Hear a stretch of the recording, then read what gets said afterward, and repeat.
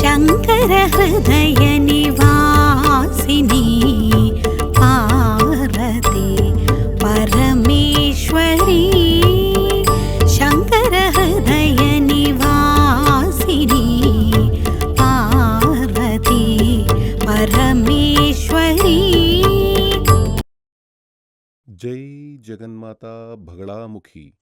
ओम क्रीं बगड़ामुखी वरदे सर्वसौभाग्यप्रदायिनी समस्त भक्तानां सर्व अभीष्टं साधय साधय क्रीं ओम स्वाहा। జీవితపు వసంతకాలం జీవితపు వసంతకాలం ఏది తెలుసా మీకు? కొందరి మాటల్లో చెప్పాలంటే జీవిత వసంతకాలం అనేది చిన్నతనం మాత్రమే, పిల్లలుగా ఉన్న కాలం మాత్రమే, చదువుకున్న రోజులే అని చెబుతారు. ఆ విధంగా చాలామంది చెప్పడం విన్నాను. కానీ ఆ మాట నిజం కాదు. ఎందుకంటే జీవితంలోని ఆ తక్కువ కాలంలో పిల్లలుగా ఉన్నప్పుడు మనకి స్వాతంత్రం లేదు, ఫ్రీడమ్ ఉండదు. అమ్మ నాన్న కంట్రోల్ చేస్తారు, టీచర్స్ కంట్రోల్ చేస్తారు. మన ఇష్ట ప్రకారం ఏదీ చేయలేం. వాళ్ళు చెప్పినట్టే మన జీవితం మనం జీవించాలి. అక్కడ ఫ్రీడమ్ ఉండదు. వయసు అయినప్పుడే అది అవస్థ ఉంటుంది. వయసు అయినప్పుడు పిల్లలుగా ఉన్నప్పుడు పేరెంట్స్ కంట్రోల్, వయసు అయినప్పుడు పిల్లలు కంట్రోల్. వాళ్ళు చెప్పినట్టే జీవించాలి, వాళ్ళు చెప్పినట్టే వినాలి. ఈ రెండు కాలాల్లోనూ పిల్లలుగా ఉన్నప్పుడు వయసు అయినప్పుడు మనకి స్వాతంత్ర్యం లేదు. మరి ఫ్రీడమ్ ఉండేదెప్పుడు? చదువు పూర్తి చేసి ఉద్యోగం సంపాదించుకుని స్వయంగా సంపాదించేటప్పుడు ఆ యవ్వన కాలంలో ఫ్రీడమ్ దొరుకుతుంది. సొంతంగా సంపాదిస్తాం, ఏం కావాలో కొనుక్కోవచ్చు, ఎప్పుడైనా కొనుక్కోవచ్చు. కాబట్టి జీవితంలో వసంతం అనేది యవ్వన కాలం మాత్రమే. జీవితాన్ని ఆస్వాదించాల్సిన కాలమే ఈ యవ్వన కాలం. కాబట్టి జీవితపు వసంతం అని యవ్వనాన్ని చెప్పాను. కానీ జీవితపు వసంతకాలం అని చెప్పబడిన యవ్వన కాలంలో చాలా వరకు యువతరం నరకం లాంటి జీవితం జీవిస్తోంది. వీళ్లల్లో అబ్బాయిలు ఉన్నారు, అమ్మాయిలున్నారు. నరక జీవితం అని చెప్పినప్పుడే తెలుస్తుంది. జీవితంలో కష్టాలు, నష్టాలు మాత్రమే అధికంగా ఉంటాయని అర్థం. ఇది ఆరోగ్య సమస్య వల్ల కాదు, అలవాట్ల వల్ల కాదు, వేరేమిటో కష్టం. లైఫ్ పార్ట్నర్గా వచ్చిన అమ్మాయో అబ్బాయో వల్ల వచ్చిన కష్టం. జీవితంలో లైఫ్ పార్ట్నర్గా వస్తారు కదా, అంటే పెళ్లి చేసుకోవడం ద్వారా భార్య భర్త ఈ ఇద్దరూ ఒక్కటిగా జీవించే సమయంలో వచ్చే కష్టం. లైఫ్ ఎంజాయ్ చేయడమే వీలు కాదు, అంతా ట్రాజడీగా ఉంటుంది. పురుషుడు వల్ల స్త్రీకి, స్త్రీ వల్ల పురుషుడికి కష్టం.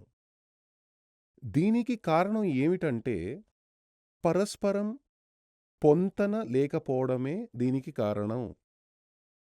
కొందరు చెబుతుంటారు, అంటే ఇతర మతాల్లోని వారు చెబుతూ ఉంటారు, మేము పొంతన ఏదీ చూడకుండానే పెళ్లి చేసుకున్నాం, మేము బాగానే ఉన్నాం. హిందూ మతంలో పొంతన చూసి పెళ్లి చేసినప్పటికీ చాలామంది విడాకుల కోసం కోర్టులు, కేసులు అని తిరుగుతున్నారు. డివోర్స్ కేసులతో సంవత్సరాలుగా తిప్పలు పడుతున్నారు. కొందరు కష్టపడుతూ జీవిస్తున్నారు. మరి పొంతన చూడడం వల్ల లాభం ఏముందంటుంటారు? ఇది పొంతన చూస్తున్న కొంతమంది జ్యోతిష్యుల తప్పే తప్ప ఆస్ట్రాలజీ తప్పు కాదు, జాతకం తప్పు కాదు, జ్యోతిషం తప్పు కాదు.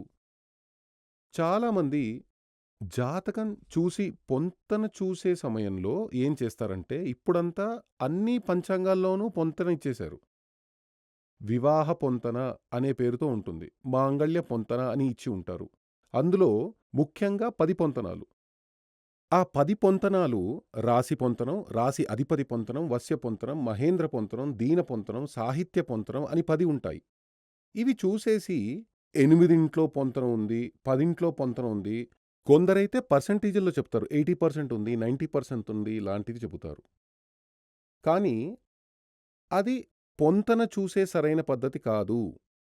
జాతకంలో ఎలాంటి దోషాలు లేనప్పుడు మాత్రమే ఆ పొంతన చూడాలి.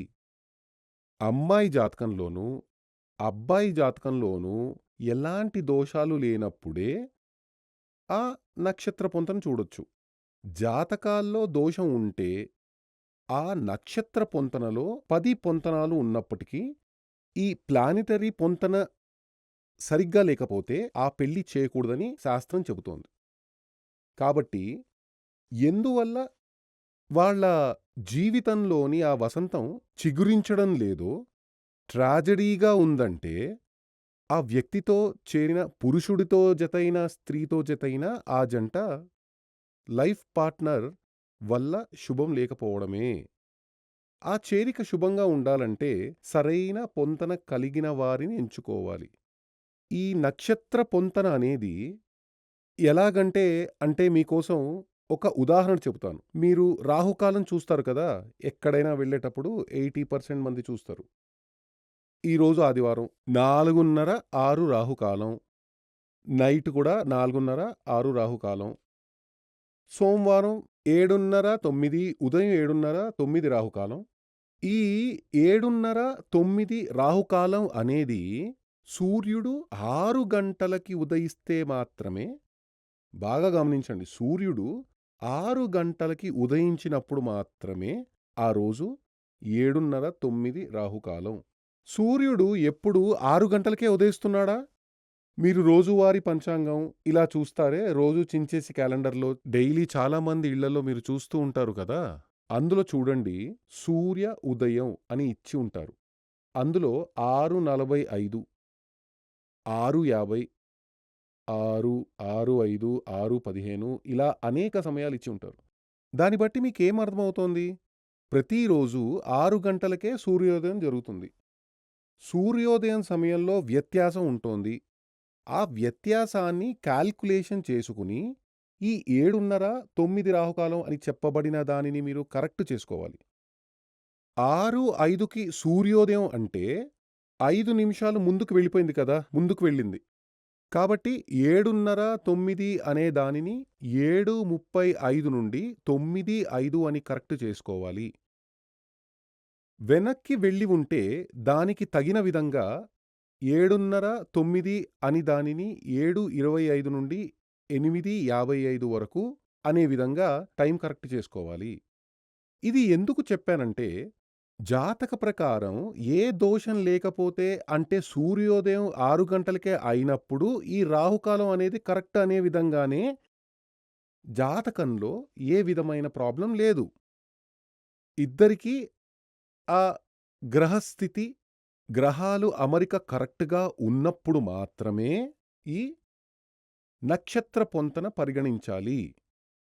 ఆ విధంగా చూసి ఎంచుకోపోవడం వల్లే చాలామంది పెళ్లి చేసుకుని జీవితంలోని వసంతకాలం ఒక ట్రాజడీ కాలంగా అనుభవిస్తూ ఉన్నారు.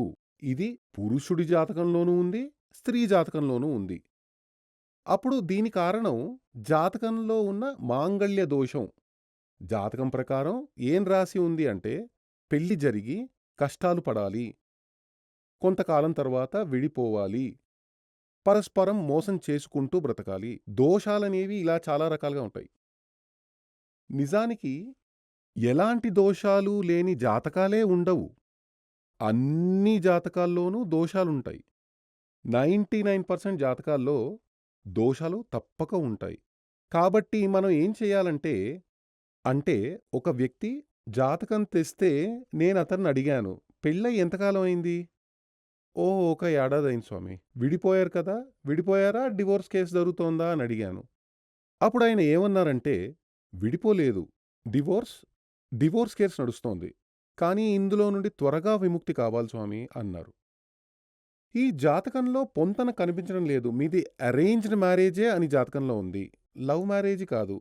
పొంతనే లేదు కానీ మరెందుకు చేశారు? మీకు జ్యోతిష్యంలో విశ్వాసం ఉంది కాబట్టే కదా ఇక్కడికి వచ్చారు. మరైతే ముందే ఈ జాతకాన్ని ఎక్కడైనా చూపించి పొంతన చూసి పెళ్లి చేసి ఉండొచ్చు కదా! అలా అని నేనడిగాను. అప్పుడాయన ఏమన్నారంటే, "అవును స్వామీ, పొంతన చూశాను. వేరెవరో కాదు, మా మేనమామే జ్యోతిష్యుడు. ఆయన పొంతన చూశాడు" అని చెప్పారు. అప్పుడు నేను ఇందులో పొంతన సరిలేదన్నాను. మా మేనమామ వచ్చి ఉన్నాడు, బయట ఉన్నాడు, పిలవనా అనడిగాను. పిలవండి అని అన్నాను. ఆయన కూడా లోపలికి వచ్చారు. అప్పుడాయన ఏమన్నారంటే, "పొంతనలన్నీ సరిగ్గానే ఉన్నాయి స్వామీ. జాతక ప్రకారం అన్నీ బాగానే ఉన్నాయి. కానీ మీరు పొంతన లేదని అంటున్నారు. పొంతన ఉంది అంటే ఇప్పుడు కోర్టు పోవాల్సిన అవసరం లేదు కదా! కాబట్టి పొంతన లేదనే కదా అర్థం. మరైతే సమస్య ఎక్కడుందని ఆయన అడిగారు. అందులో సమస్య ఎక్కడుందంటే, అమ్మాయి జాతకంలో రెండవ స్థానంలో శని ఉన్నాడు. అమ్మాయి జాతకంలో రెండో స్థానంలో శని ఉన్నాడు. దానికి అర్థం ఏమిటంటే, ఆమె మాట్లాడి భర్తకి విరక్తి కలిగిస్తుంది. అంటే ఆమె నాలిక మీదే శని తిష్ట వేసి ఉంది. ఎప్పుడు చూసినా ఆమె పటపట మాట్లాడి ఆ అబ్బాయికి ఆమె మీద ఒక లవ్ లేకుండా చేస్తుంది. అప్పుడాయన అడిగారు, అబ్బాయి జాతకంలో రెండో స్థానంలో గురువు ఉన్నాడు. సాత్వికంగానే ఉన్నాడు. అతనిది సాత్వికమైన గుణం. ఈమె రజోగుణం కలిగినది. రాక్షసిగా ఉంది. ఈ 2 ఎలా కలవగలవు? అలా అయితే వీళ్ళిద్దరికీ ఇప్పుడు అబ్బాయికి పెళ్లి చేయకూడదా? అమ్మాయికి పెళ్లి చేయకూడదా? వీళ్ళిద్దరికీ ఏం చేయాలి? ఇద్దరికీ పెళ్ళైతే చెయ్యాలి. కానీ వాళ్ళకి తగిన జాతకం వెతకాలి. స్త్రీ జాతక ప్రకారం ఆ స్త్రీకి చెందిన వ్యక్తులే వచ్చారు. ఆ స్త్రీ జాతక ప్రకారం రెండవ స్థానంలో శని ఉంటే లేదా రాహు ఉంటే మాట్లాడి విరక్తి కలిగించే స్వభావం ఉంటుంది ఆ స్త్రీకి. అలాంటి ఒక జాతకం కలిగిన స్త్రీకి వైఫ్‌కి బానిసగా ఉండే ఒక అబ్బాయి జాతకంతో ముడిపెట్టాలి. అదే నిజమైన పొంతన. ఆయన ఏం చెప్పారంటే, ఈ యొక్క నేనొక ఉదాహరణ చెబుతాను. ఆయన ఏమన్నారంటే, "వీళ్ళకి పొంతన ఉంది కదా స్వామీ." కొందరు ఆ విధంగా చెబుతారు. ఎలాగంటే, పురుషుడి జాతకం, స్త్రీ జాతకం చూసి, అవును, ఈ అబ్బాయి జాతకం ప్రకారం పెళ్ళాన్ని రోజూ కొడతాడు అని ఉంది. పెళ్ళాం జాతకం ప్రకారం, ఆ అమ్మాయి జాతకం ప్రకారం రోజు మొగుడి చేతితో దెబ్బలు తింటుందని ఉంది. మరైతే పొంతన ఉంది కదా! ఈమె దెబ్బలు తింటుందని ఉంది, వీడు కొడతాడు అని ఉంది. ముడిపెట్టొచ్చు కదా! అలా కాదు. పెళ్లి చేయడం అనేది గొడవలతో కొట్టుకోవడానికి కాదు. వాళ్ళ మధ్య సంతోషకరమైన జీవితం ఉండాలి. దాంపత్య జీవితం సంతోషంగా ఉండాలి. పెళ్లి చేసేదందుకే. దానికి ఏం కావాలంటే, స్త్రీ జాతకంలో రెండో స్థానంలో పాపగ్రహంగా ఉన్న శని, రాహు లాంటివి ఉంటే ఆమె పటపటపట మాట్లాడి స్త్రీగా ఉంటుంది. హత్తుకునేలాగా మాట్లాడదు. కొట్టాలనిపించేలా మాట్లాడుతుంది. అలాంటి ఒక స్త్రీ జాతకానికి వైఫ్‌కి అంటే ఆ అమ్మాయి పెళ్ళానికి ఒక బానిసలాగా ఉండే ఒక అబ్బాయితో ముడిపెట్టాలి. అలా ముడేస్తే ఏమవుతుందో తెలుసా? ఈమె అరుస్తూనే ఉంటుంది. అతను మాట్లాడకుండా ఉంటాడు. కాబట్టి ఎలాంటి గొడవ రాదు. ఆమెకి ఏదో ఒక విషయం వల్ల భయంకరమైన టెన్షన్ వస్తుంది. గొడవకి సిద్ధమవుతుంది. అందుకే అరుస్తూ ఉంది. అలా ఓ గంటో, అరగంటో అరుస్తూనే ఉంటుంది. ఆ సమయంలో ఇతను ప్రశాంతంగా ఉంటే, ఆమెకి బానిసగా ఉంటే ఇక సమస్యే ఉండదు. మీరు చూసి ఉంటారు. చాలామంది ఇళ్లల్లో ఇలాగే ఉంటుంది. అదేమిటంటే మగాళ్ళు ఏమీ మాట్లాడరు. సరే, సరే, సరే అంటూ ఉంటారు. ఆమె మాట్లాడుతూనే ఉంటుంది. అది చెయ్యి, ఇది చెయ్యి, ఇలా చెయ్యి, అలా చెయ్యి. ఓకే. సరే. ఎందుకు? గొడవ లేదు. అతని జాతకం కూడా అంతే. వైఫ్‌కి బానిసగా ఉంటాడు. ఒకవేళ ఇదే పరిస్థితి పురుష జాతకంలో ఉంటే భయంకరమైన ద్వేషంగా ఉంటాడు. గొడవ చేస్తూ ఉంటాడు. పటపటా మాట్లాడుతూ ఉంటాడు. ద్వేషం కలిగిస్తూ ఉంటాడు. అలాంటి ఒక పురుషుడి జాతకానికి పురుషుడికి బానిసగా ఉండే ఒక స్త్రీతో ముడిపెట్టాలి. స్త్రీ జాతకం. అప్పుడేమవుతుంది? అతను ఏం చేసినప్పటికీ ఆమె సైలెంట్‌గా ఉంటుంది. సరేనండి, సరేనండి, సరేనండి అని చెబుతుంది. అప్పుడే వాళ్ళకి గొడవ రాదు. కొంచెం సేపటికి తర్వాత అతనికి ఆ ద్వేషం కోపం తగ్గినప్పుడు సమస్య కూడా పరిష్కారమవుతుంది. ఇదే నిజమైన పొంతన. అలా కాకుండా దెబ్బలు తింటుందనే స్త్రీ జాతకంతో కొడతాడనే పురుషుడి జాతకాన్ని ముడిపెడితే అది సరికాదు. ఇక్కడ ఈయన ఆ తప్పే చేశాడు. కాబట్టే సమస్య ఉద్భవించింది. సమస్య వచ్చింది. ఎప్పుడూ కూడా జీవితపు వసంతాన్ని అనుభవించాలంటే మనకి జీవిత భాగస్వామిగా వచ్చిన వ్యక్తి మన మనసుకి సరితూగే వ్యక్తిగా ఉండాలి. కొన్ని జాతకాలు తీసుకొచ్చినప్పుడు వాళ్ళనే అడిగేస్తాను. పెళ్ళై ఎన్ని సంవత్సరాలయింది? అది 10 సంవత్సరాలయింది స్వామి. మీరు ముందే విడిపోయుండొచ్చు కదా! జీవితాన్ని ఒక నాటకంలాగే కదా మీరు కొనసాగిస్తున్నారు. నిజమైన జీవితం లేనే లేదు కదా! ఎందుకీ నాటకం కొనసాగిస్తున్నారు? ఏమీ మాట్లాడరు. అందరూ ఇలాగే కూర్చుంటారు. చూడండి. లైఫ్ సంతోషంగా జీవించాలి. అందులో కోడె వయసనేది యవ్వనం అని చెప్పబడేది, ఆనందమిచ్చేది, జీవితపు వసంతకాలం. దానిని సంతోషంగా అనుభవిస్తూ జీవించాలి. అలా జీవించాలంటే మీకు వచ్చిన జీవిత భాగస్వామి స్త్రీ లేదా పురుషుడు, లైఫ్ పార్ట్నర్ మనకి మనసుకి నచ్చేలా ఉండాలి. అలాంటి ఒక జీవిత తోడు మనకి లభించాలంటే జాతకంలో దోషాలు లేకుండా ఉండాలి. ఒకవేళ జాతకంలో దోషాలుంటే ఆ దోషాన్ని ఖచ్చితంగా సరిచెయ్యాలి. దానిని సరిచేసేటప్పుడు శుభమైన తోడు మనకి వచ్చి చేరుతుంది. అది స్త్రీ జాతకమైనా సరే, పురుషుడి జాతకమైనా సరే. లేకపోతే లైఫ్ మొత్తం నరకమైపోతుంది. జగన్మాత మహాదేవి అనుగ్రహంతో నేను చెప్పింది మీకు చక్కగా అర్థమైందనుకుంటాను.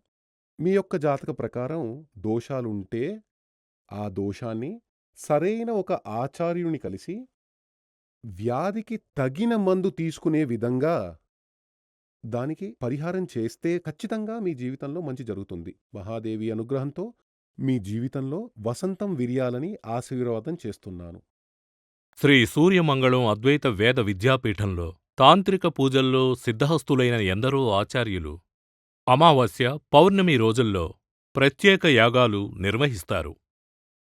ఈ యాగాల్లో పాల్గొనడం ద్వారా తల్లి శ్రీ బగళాముఖీదేవి అనుగ్రహం వల్ల సర్వదోషాలూ పోయి సకల సౌభాగ్యాలు మనకు కలుగుతాయి. శ్రీ సూర్యమంగళం అద్వైత వేద విద్యాపీఠం జ్యోతిష్యం, ప్రశ్నలు, వాస్తు, తాంత్రిక పూజలు మరియు వేదయాగాలు నిర్వహిస్తారు. సంప్రదించవలసిన నంబర్ 7305442299 7305442299. చెన్నై, కోయంబత్తూర్, బెంగళూరు, హైదరాబాద్, విజయవాడ, ఢిల్లీ, ముంబై, తిరునల్వేలి, టెక్సాస్.